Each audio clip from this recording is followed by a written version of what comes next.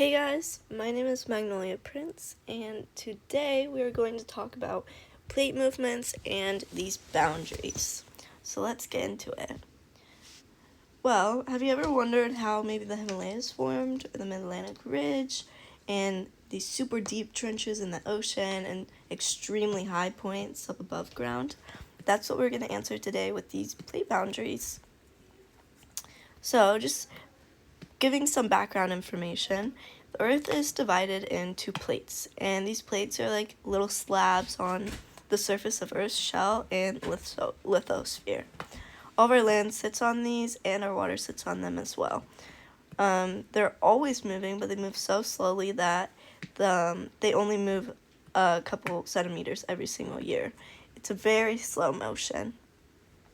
So as they move, we have these three boundaries that are created. First one is convergent, the other one's divergent, and the last one is transform.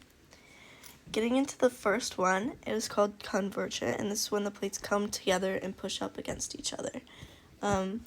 Around 55 million years ago, fun fact, two large land masses, India and Eurasia, collided, and that is how the Himalayas were formed.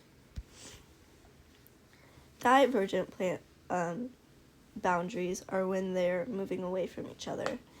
And this is when the two lithospheric plates are spread apart, and it's common for new crust to form because as they're spreading apart from each other, magma rises in between, and there's lots of volcanic activity and earthquake activity at these boundaries.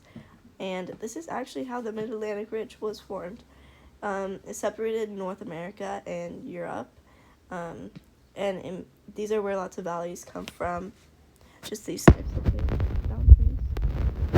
Lastly, we have the transform ones, and transform is when they're moving past each other and they're grinding past each other.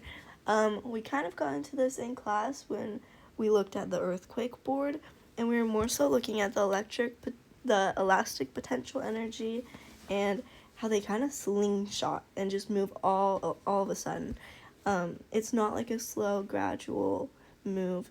It's very quickly and sharply, and that is how some of the most devastating earthquakes have been formed. Like the San Andreas Fault in California is a prime example of this. Going back real quick though, when we looked at the age of land charts in class, we saw that at these divergent plate boundaries, as they moved away and this magma comes up in between, this is how new land is formed, and so all that old land is just being pushed further and further from the plate boundary.